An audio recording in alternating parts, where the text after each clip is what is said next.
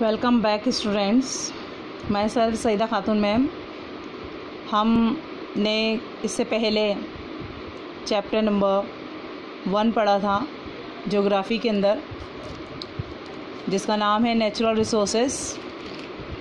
और हमने अभी तक यहाँ पर पढ़ चुके थे कि नेचुरल रिसोर्सेस क्या होते हैं, इनको किस तरह से क्लासिफिकेशन किया जा सकता है, कौन कौन से नेचुरल रिसोर्सेज होते हैं। अब इसके बाद हम जो पढ़ रहे हैं वो पढ़ेंगे resources and economic development. When people enjoy higher standard of living it is called economic development. The main features of a developed country, for example Japan और सिंगापुर आर, ये जब हम लोगों के एंजॉय के रूप में हम चीज़ को देखते हैं तो लोगों का जो लिविंग स्टैंडर्ड जो है वो हाई हो चुका है, इसी को हम इकोनॉमिक डेवलपमेंट कहते हैं। और ये सब जो होता है, इसका जो मेन फीचर जो होता है डेवलपमेंट का, वो क्या क्या होता है उसके बारे में हम पढ़ेंगे। जैसे कि एग्जांपल के तौर पर हम देखते हैं जापान, सिंगापुर और जो यूरोप की जो कंट्रीज़ हैं वो डेवलप्ड कंट्रीज़ के अंडर में आती हैं, जिनका इकोनॉमिकल लेवल जो है वो काफ़ी हाई है। तो इसमें फर्स्ट पॉइंट है people enjoy more consumer goods, better nutrition and have longer lives. लोग जो हैं वो ज़्यादा एंजॉय करते हैं, इस्तेमाल की जो चीज़ें हैं, बेटर न्यूट्रिशंस हैं, वो उन लोगों को ज़्यादा प्रोवाइड हो पाते हैं, जिससे उनकी जो ज़िंदगी है वो ज़्यादा बड़ी होती है, ज़्यादा लंबी होती है। सेकंड पॉइंट है आपका they consume more resources, have a higher standard of living and can influence the demand for resources। और they consume more resources, उनके लिए ज़्यादा resources मौजूद हैं, have a higher standard, और उनके लिविंग के हिसाब से, उनके स्टैंडर्ड के हिसाब से उन लोगों को ज़्यादा रिसोर्सेज प्रोवाइड करवाए जाते हैं, और उनकी डिमांड के अकॉर्डिंग वो रिसोर्सेज जो है उनको प्रोवाइड करवाए जाते हैं। they possess the latest technology and can exploit their resources fully। हम देखते हैं कि लेटेस्ट टेक्नोलॉजी के तौर पर और लोगों के रिसोर्सेज जो है वो पूरी तरह से एक्सप्लॉइट हो रहे हैं, ज़्यादा इस्तेमाल होते हैं तो वो चीज़ें ख़त्म भी होती हैं, तो वो चीज़ें यहाँ पर मौजूद हैं। their productivity per hour is higher than that of the developing nation। और इनके जो प्रोडक्ट्स हैं वो पर आवर के अकॉर्डिंग हायर तरीके से तैयार किए जाते हैं और डेवलपिंग नेशंस के अंदर पहुंचाए जाते हैं। इसी तरह से ये हमारा नेक्स्ट टॉपिक है कंजर्वेशन ऑफ आवर रिसोर्सेज। जैसे कि रिसोर्सेज प्रोवाइड करवाए जाते हैं और पॉपुलेशन के अकॉर्डिंग इनको जब लोग ज़्यादा इस्तेमाल करते हैं तो उनकी कमियां भी आती हैं, तो इसके लिए हमें सोचना पड़ता है कि इनको कंजर्व करके भी रखा जाए। Conservation of our resources and its need, ज़रूरत के मुताबिक हमें इसका संरक्षण भी करना चाहिए, कंजर्व करके रखना चाहिए, क्योंकि ये जो रिसोर्सेज हैं वो हमारी नीड्स के अकॉर्डिंग, नीड्स के पूरा करने के लिए होते हैं, ज़रूरतों को पूरा करने के लिए होते हैं।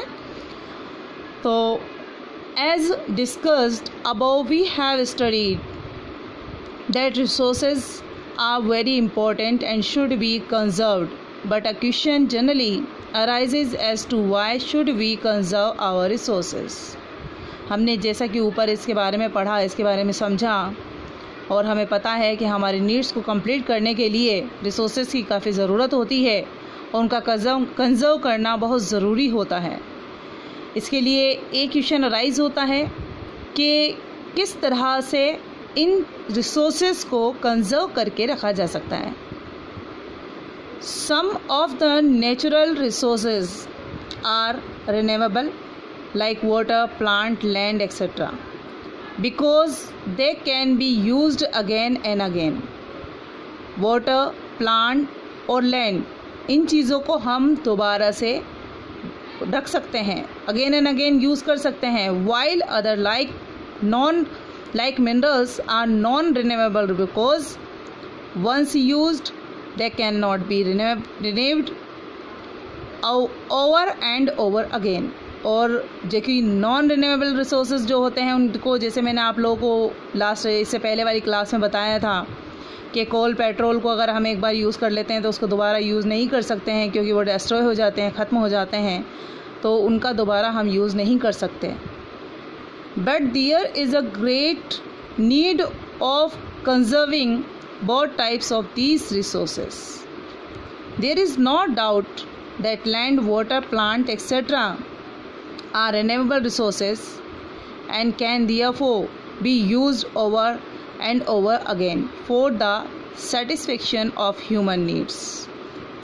इसमें कोई डाउट नहीं है कि लैंड, वाटर और प्लांट जो हैं वो रिन्यूएबल रिसोर्सेज हैं, can therefore be used over and over again, और अगर हम इसको ज़्यादा से ज़्यादा यूज़ करने लगे तो इसकी भी जो कमी है लोगों को भोगनी पड़ सकती है। But there is a limited to everything, और यहाँ पर हर चीज़ लिमिटेड होती है। If they are used unwisely and limitlessly there can be a lot of problem. अगर हमने इसको लिमिटलेसली तरीके से यूज़ किया और हम आगे से आगे इसको यूज़ करते चले गए, हमने अगर अनवाइजली तरीके से, अगर हमें अपनी बुद्धि नहीं दिखाई, अपने दिमाग नहीं लगाया कि इस चीज़ को किस तरह से यूज़ किया जाए, तो हमें एक बहुत बड़ी प्रॉब्लम का सामना करना पड़ सकता है। Not only it will lead to their depletion, और हमें depletion, but also the natural equilibrium will be disturbed, और हम ये देखेंगे कि इसकी कमी हमारे सामने आती चली जाएगी और इसका जो इक्विलिब्रियम होता है, संतुलन जो होता है, वो गड़बड़ा जाएगा। The great demand of land for construction of houses and industries may take a heavy toll on the valuable cultivated land or may lead to deforestation. हम देखते हैं कि आज इंसान की ज़रूरत के मुताबिक घरों को बनाने के लिए, इंडस्ट्रीज़ को बनाने के लिए ज़मीन की ज़रूरत होती है, और जो डिफॉरेस्टेशन किया जाता है, लकड़ी की ज़रूरत होती है सामान को बनाने के लिए, फर्नीचर को बनाने के लिए, तो उनका डिफॉरेस्टेशन होता चला जा रहा है। But such a thing would lead a food shortage. लेकिन एक सबसे बड़ी प्रॉब्लम जो है वो हमारे सामने आती है फूड शॉर्टेज की, कि खाने की कमी होती चली है, क्योंकि ज़मीनों पर जब फैक्ट्रीज़ बन जाएंगी, हाउसेस बन जाएंगे, तो कहाँ पर हम कोई चीज़ उगाएंगे, कहाँ पर कल्टीवेटिंग की जाएगी, कहाँ पर खेती वगैरह होगी, और उसको किस तरह से अनाज वगैरह ये हम तक पहुँच पाएगा, खाने पीने की चीज़ें जो है, फूड हम तक प्रोवाइड करवाए जाएंगे। डिफॉरेस्टेशन और indiscriminate cutting of trees leads to floods, soil erosion and silting up of the river canals. अगर अंधाधुंध तरीके से इसी तरह से पेड़ों को काटा जाएगा तो उसका जो एक रिज़ल्ट होता है वो होता है फ्लड्स का आना, यानी कि बाढ़ आना, सॉइल इरोजन, मिट्टी का कटाव शुरू हो जाएगा, स्लाइटिंग शुरू हो जाएगी, और जो रिवर्स, जो कैनाल्स जो हैं, वो उनका पानी जो है रुकेगा नहीं, वो आगे बढ़ता चला जाएगा, जिससे हमें काफ़ी परेशानियों का सामना करना पड़ सकता है। The need for conserving our minerals wealth in still greater. Firstly, mineral resources are non-renewable, or in other words, we cannot renew them once they are used. Hence, it becomes very necessary for us to conserve our mineral wealth at all costs. पहला है कि अगर non renewable resources ख़त्म हो जाएंगे तो उनको दोबारा रिन्यू नहीं किया जा सकता। हमारी ज़रूरतों को पूरा करने के लिए हमें उनको कंजर्व करके रखना ही पड़ेगा। सेकंड है इसका, our civilisation and progress are based on our mineral resources. हमारी जो संस्कृति है, जो हमारी सभ्यता है, वो भी, और हमारी जो प्रोग्रेस है, वो सब जो है मिनरल्स पर बेस्ड होती हैं।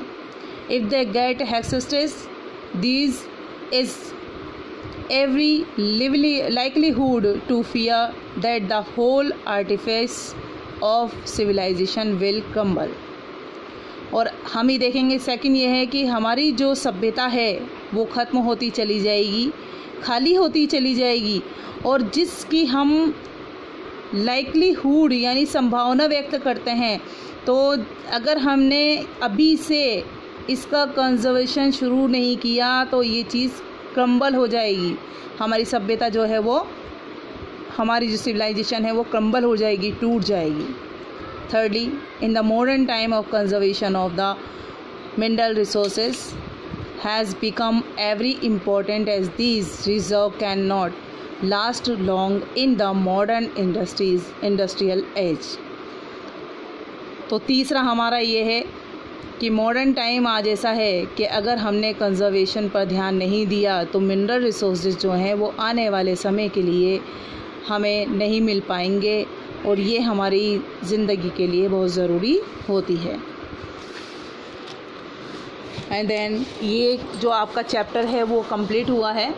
तो आप लोगों को PDF के ज़रिए सर ने वर्कशीट भेजी हुई है, तो आप लोग उस वर्कशीट को कंप्लीट करने की कोशिश करेंगे।